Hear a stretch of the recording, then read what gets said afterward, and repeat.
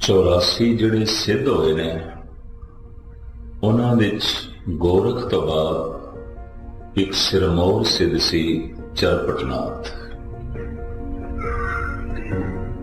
ਪ੍ਰਾਣਾਯਾਮ ਦੀ ਸਾਧਨਾ ਨਾਲ ਇਸਨੇ ਆਪਣੀ ਉਮਰ ਬਹੁਤ ਲੰਬੀ ਕਰ ਲਈ ਸੀ। ਮਨੁੱਖ ਉਮਰ ਦਿਨ ਰਾਤ ਕਰਕੇ ਨਹੀਂ ਲਿਆਇਆ, ਸਵਾਸਾਂ ਕਰਕੇ ਲਿਆਇਆ। योग ਦੀ ਇੱਕ ਵਿਧੀ ਹੈ, ਸਵਾਸ ਰੋਕ ਲੋ तो मन रुक जाता है। श्वास चलणगे तो विचार चलणगे, श्वास चलणगे तो सोचनी चलेगी, श्वास चलणगे तो यादां चलणगियां। रोको श्वास नूं, सब कुछ रुकेगा। गोरख दी ये साधना उंज गोरख दी एक साधना नहीं सी। त्राटक साधना का भी एक जन्मदाता है। किसी विशेष चीज दे अपनी दृष्टि जोड़नी, अखा, और इतना लीन हो जाना कि उहदे च ही मन एकाग्र होवे। इनू त्राटक ध्यान साधना कहते हैं। इस तो इलावा एक प्राणायाम की साधना। फिर तीसरी इन्हां दी साधना है धूणे तपाणे गर्मियां दे विच। 12 गर्मी वधाणी ते फिर जप दी तपश वधाणी। अंदरों तपश वधाणी केड़ी? जप दी तपश। जप तप, तप तपश अग्नि। किस दी? जप दी। बाहर अग्नि, अंदर अग्नि, और दोहां दे सुमेल तो एक परम जोत जिसनों ब्रह्म अग्न कहते हैं, योगा अग्न कहते हैं, वो पैदा होएगी। इन्हां दी अलग साधना। गोरख करीबन हर दूजे तीजे दिन नवी साधना बदलता सी। ਉਹਦੇ ਜਿਹੜੇ ਚੇਲੇ ਸਨ ਉਹਨਾਂ ਲਈ ਵੀ ਔਖਿਆਈ ਹੋ ਜਾਂਦੀ ਸੀ। ਅੱਜ ਇਹ ਸਾਧਨਾ, ਕੱਲ ਉਹ, ਪਰਸੋਂ ਉਹ। ਤੋ ਜਿਹੜਾ ਖਲਜਗਨ ਪਾ ਦੇਵੇ, ਬਹੁਤ ਖਿਲਾਰਾ ਪਾ ਦੇਵੇ, ਉਸਨੂੰ ਹਿੰਦੁਸਤਾਨ ਵਿੱਚ ਅੱਜ ਵੀ ਕਹਿੰਦੇ ਨੇ ਤੇ ਗੋਰਖ ਦੰਦਾ ਹੈ। ਛੱਡੋ, ਇਹ ਤੇ ਗੋਰਖ ਦੰਦਾ ਹੈ। गोरख धंधा क्यों? सवेरे कुछ और, शामी कुछ और, कल कुछ और, परसों कुछ और। उसने बहुत सारे तजर्बे किए। उन्हां तजर्बियां दे च एक ये तजर्बा, श्वासां नूं रोको, प्राणायाम। रुक जाणगे विचार, रुक जाएगी सोचनी, रुक जाणगियां यादां। इस दे नाल विचारां दे जो परेशानी है, सोचनी दे जो तनाव है, यादां दे जो बोझ है, वो ले जाएगा। दूसरा, उम्र लंबी हो जाएगी। तो एक एक योगी जब गुरु नानक नूं मिलिया सी, कोई 2000 वरियां दा, कोई 1500 वरियां दा भरतरी मिले। ये 2 तो उच्चा हो चुका है। ये बिकमना जीत दा भरा सी, राजा भरतरी, बिकमना जीत दा भरा सखा। तो बिकमनी समत अज 2000 तो ऊपर चला गया। ये बड़ी लंबी उम्र का सी जब गुरु नानक नूं मिले ये भरतरी। और भरतरी दे पति धन गुरु नानक देव जी महाराज दे 2-3 शब्द ने आसा राग दे। सिफती रत्ता सद बैरागी, जुए जन्म न हारे। कह नानक सुन भरतर जोगी, खीवा अमृत धारे। सगली जोत हमारी, समया नाना वरण अनेकन। कह नानक सुन भरतर जोगी, पार ब्रह्म ले एकन। ये दूसरा शब्द। तीसरा, जलते उपजे जलते दूर, जल में जोत रहा भरपूर। सुन भरतर ऐ भरतरी सुन, सुन भरतर नानक कहे विचार, निर्मल नाम मेरा आधार। भरतरी नूं संबोधन करदे आया ये 3 शब्द ने धन गुरु नानक देव जी दे आसा राग दे। बड़ी लंबी उम्र का ये योगी, पता है गुरु नानक नूं की कहंदे सन? बाला। तो बाला कहंदे ने बच्चे नूं, ना वो बूढ़ा ना वो बाला, भाई वो बुढ़ा नहीं वो बच्चा है। गुरु नानक नू बाला करके बुलाते हैं, बच्चा छोटी उम्र, वो सैकड़ियां वाले तो टप गए ने, कोई 1000 वरियां का, कोई 1500 साल का, लंबी उम्र। सब सिद्धि मने विचारिया, किवें दर्शन एव लेवे बाला। गुरु नानक नू बच्चा कहते हैं, बाला बालक, उम्र छोटी। तो प्राणायाम दी साधना दे निपुण सी और इस पद्धति नू फैलाण दे चरपटनाथ ने बहुत बड़ा काम किया।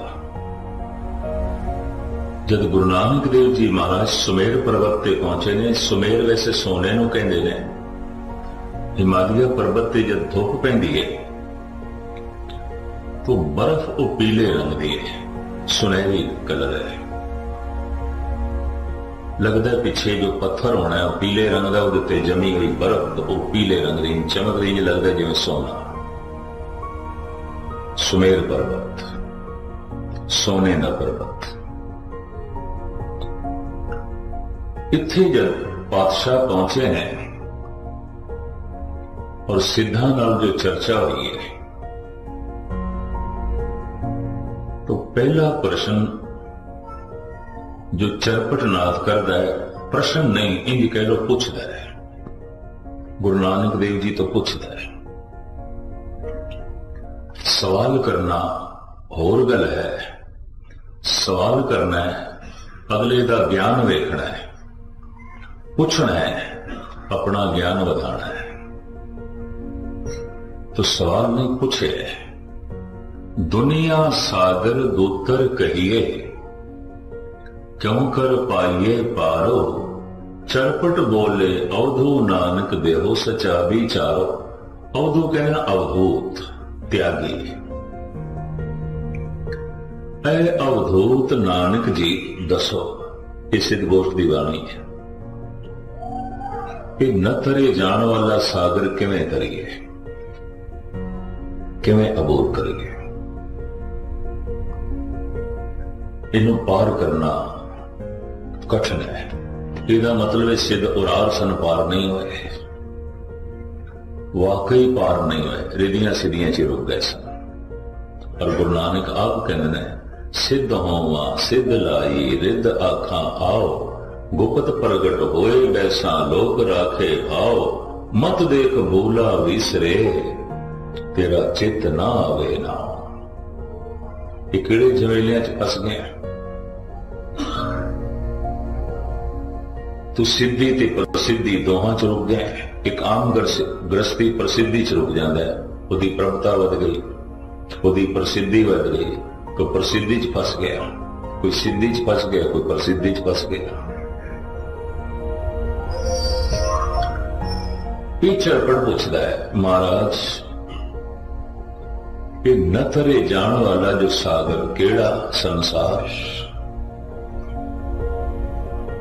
तो आप सारे सियाने बैठे, प्रश्न खड़ा होगा, संसार में सागर क्यों कह देता है? ये है ही सागर। बड़ी तुलनात्मक गल है संसार ते सागर दी, संसार ते समुंदर दी। जो समुंदर है इंज कह लो संसार है, जो संसार है वो समुंदर है। दोनों एक मिक ने, इको कुछ ने। इसनों मैं जिस ढंग नाल बयान करता हूं ना, और चूंकि कुछ प्रकरण मेथों अधूरे रह गए सन, बयान कर रहे हैं। सागर दे पानी है, संसार दे पदार्थ ने, सागर दे लहरां ने, संसार दे समस्यावां ने, औकड़ा ने। सागर दे किसी कोने च कदी कदी तूफान खड़े हो जाते हैं। संसार दे कदी कदाई बहुत बड़े हादसे हो जाते हैं, किधरे जंग, किधरे महामारी, बीमारी व्यापक पद्धर ते। जिससे पिछले दिनी सारी दुनिया च रौला पिया सी प्लेग दा हिंदुस्तान विच, हालांकि इतनी गल नहीं सी। जिन्हां दिनां च ये रोला सी और रोला कोई शांत होया तो महीने बाद मेरा उत्थे जाना होया सी। 2-3 रागी जत्थे भी नाल गए, दास भी गया। मैं उत्थे पुछया, कहने लगे 15 बंदे मरे जरूर ने। उत्थे एक नदी है, नदी के कंढे ते सूरत शहर है, भी नदी हड़ ते आ गई, सारा शहर डूब गया और हड़ लंघन तो बाद गंदगी बहुत छोड़ गया पानी, तो इतनी बदबू फैली, उस नाल कुछ बीमारियां वधियां ते 15 बंदे मरे, जिन्हों इन्होंने प्लेग कह दिता। इंडिया के जिन्ने डॉक्टर्स ने उन्होंने नहीं मनिया प्लेग, पर सारी दुनिया च रोला पिया। तो मैं उत्थे गुरुद्वारे सिख संगतां तो पूछया, कोई ऐसी वैसी गल? कहते कुछ भी नहीं। मैं कसी तो पढ़ते रहे, सुनते रहे अखबारां च, लोगों को सारा शहर खाली होया, कहते कोई भी नहीं गया, ना सी गए। पर मैं इस तरह महामारी, एक तूफान, एक हादसा, किधरे कोई महामारी फैल जाती है, किधरे कोई जंग लग जाती है, या किधरे कोई भूचाल आ जाता है, जलजला। जैसे गालबन कोई 2 साल पहले महाराष्ट्र विच भूचाल आया, जमीन हिली, कोई 30,000 बंदे मर गए, पिंडां दे पिंड गर्क हो गए। जिस तरह समुद्र दे किधरे ना किधरे तूफान खड़े हो जाते हैं, संसार दे कदी कदाई कोई बहुत वड्डे हादसे खड़े हो जाते हैं। सागर दे कदी कदाई कोई इकद जहाज, इकद वड्डी बेड़ी डुब जाती है, तो सारी दुनिया के अखबारां की खबर बनती है, डुब गई बेड़ी, डुब गया एक शिप। संसार दे कदी कदाई कोई इकद जिंदगी की बेड़ी तर जाती है, इकद। कोई रविदास, कोई कबीर, कोई सदना हुसैन, कोई भाई गुरदास, कोई भाई मनी सिंह, कोई बाबा दीप सिंह, कोई इकद बेड़ी तर जाती है, इतिहास बन जाता है। सागर दे कोई इकद जहाज डुब जाता है, खबर बन जाती है,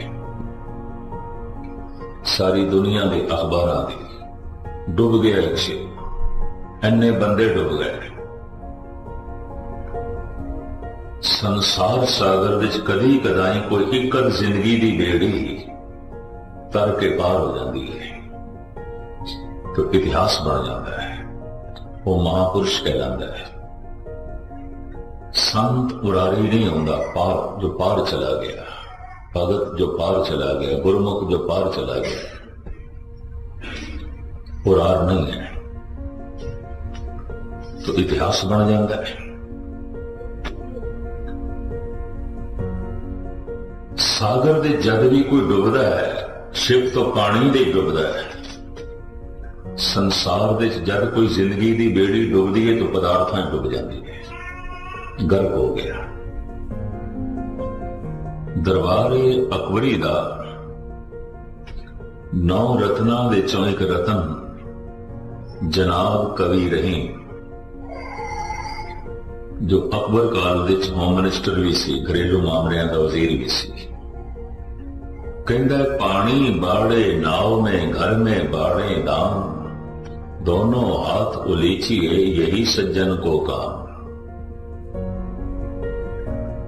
बेड़ी पानी दे चल सकती है, रेत दे नहीं,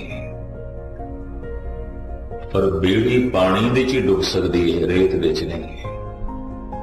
चलेगी पानी च, डुबेगी पानी च, जमीन ते नहीं चल सकती, रेत दे नहीं चल सकती।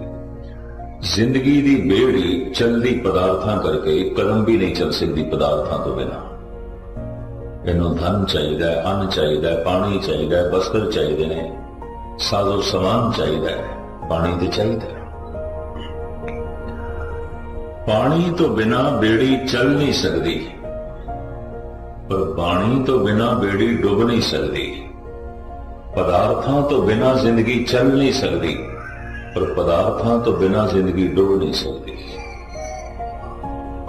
गुरु नानक देव जी महाराज कहते ने, पानी दे ते बेड़ियां तरदियां हुई दिखाई दे रही ने, पर पदार्थां दे ते जिंदगी दियां बेड़ियां डुब गई ने। हम देखा तो डुबे डुबे डुब गए। मैं देख रहा पातशाह कहना डुब गया। प्रभु चिंतन भुल गया, रब्बी याद भुल गई, सील संजम भुल गया, सबर संतोख भुल गया, डूब गए, गर्क हो गए। और आपकी ज्ञात ਲਈ इस तरह इसनों भगत कबीर ने बड़े आलमाना ढंग नाल बयान किया है। कबीर बेड़ा जरजरा फूटे 6000, हरवे हरवे तिर गए बूढ़े जिन से भार। कहंदा एक बेड़ी पुरानी, दूसरा बेड़ी दे छिद्र हजारा, तीसरा बेड़ी दे भार बड़ा लद लिया, तो डुबी ते डुबी।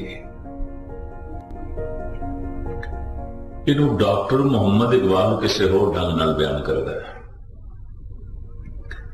दरमियाने कारे दरिया तख्ता बदम करदा अमी, बाजमी गोयंद के दामन तरम कुन हशियार वास। एक कहता है, ऐ खुदा तू मैनू लकड़ दे तख्ते नाल बन के समुंदर दे सुट दिता, लहरां दे सुट दिता, ते उपरों मैनू कह रहे हैं होशियार हो, सावधान हो, बिजी ना। अपना तन अपने कपड़े पानी नाल भिगोई ना। कहता अजीब गल है, लहरां दे थपेड़े खा रहे हैं ते बेजा ना। दरमियाने कारे दरिया तख्ता बदम करदा अमी, बाजमी गोयन के दामन तरमुकन होशियार वास। कहता मैं कितनी सावधानी रखा, ये कपड़े ते भेजन। संसार विच मनुख कितना अपने आप को बचावे, दाग ते लगणगे। किसी दे हथ दागी, किसी दे पैर दागी, किसी दी अखां दागी, किसी दी जबान दागी, किसी दे कन दागी। झूठ बोल के कईयां दी जबान दागी है। बिखे नाल ते निंदा ते झूठी उस्तत सुन के कईयां दे कन दागी ने। गलत करके कईयां दे हथ दागी ने ते गलत पासे चल के कईयां दे पैर दागी ने। और कईयां दा ते रोम रोम दागी। किस तरह बचाइए? इकबाल कहता है, एक ते मैनू तख्ते नाल तो बन देता, मेरी शक्ति सीमा है, मेरी शक्ति की सीमा है, महदूद दायरा है, लिमिट है। सागर अथाह है, तो मैं भिजन तो बचा तो किस तरह बचा? इसमें एक होर आलम उस्ताद ज़ौक़ दूसरे ढंग नाल बयान करता है। जब किश्ती साबतो सालम थी, मंजिल की तमन्ना किसको थी? अब ऐसी शिकस्ता किश्ती पर मंजिल की तमन्ना कौन करे? जद बेड़ी नवी सी, पार जाने का ख्याल नहीं आया। बेड़ी पुरानी हो गई है, टूट गई है, अब पार जाना चाहते हैं तो इस बेड़ी दे राही पार होना बड़ा औखा है। जब जवान सी ते शरीर दे ताकत सी, सथिया सी, ना उदों पाठ कीता, ना उदों भजन कीता, ना उदों सेवा की, ना उदों सिमरन कीता। और बुढ़े हो गए, बेड़ी ते पुरानी हो गई। ਟੁੱਟੀ ਭੱਜੀ, ਨਾ ਹੁਣ ਸੇਵਾ ਆਉਂਦੀ ਹੈ, ਨਾ ਹੁਣ ਪਾਠ ਆਉਂਦਾ ਹੈ, ਨਾ ਹੁਣ ਸਤਸੰਗ ਵਿੱਚ ਆਇਆ ਜਾਂਦਾ ਹੈ। ਤੇ ਇਹ ਕਹਿੰਦਾ ਹੁਣ ਇਸ ਤਰ੍ਹਾਂ ਦੀ ਸ਼ਿਕਸਤਾ ਕਿਸ਼ਤੀ, ਇਸ ਤਰ੍ਹਾਂ ਦੀ ਟੁੱਟੀ ਭੱਜੀ ਬੇੜੀ ਦੇ ਉੱਤੇ ਮੈਂ ਪਾਰ ਹੋਵਾਂ ਤੇ ਕਿਸ ਤਰ੍ਹਾਂ ਹੋਵਾਂ। ਪਰ ਜਦ ਨਵੀਂ ਸੀ ਉਦੋਂ ਪਾਰ ਜਾਣ ਦਾ ਖਿਆਲ ਨਹੀਂ ਆਇਆ।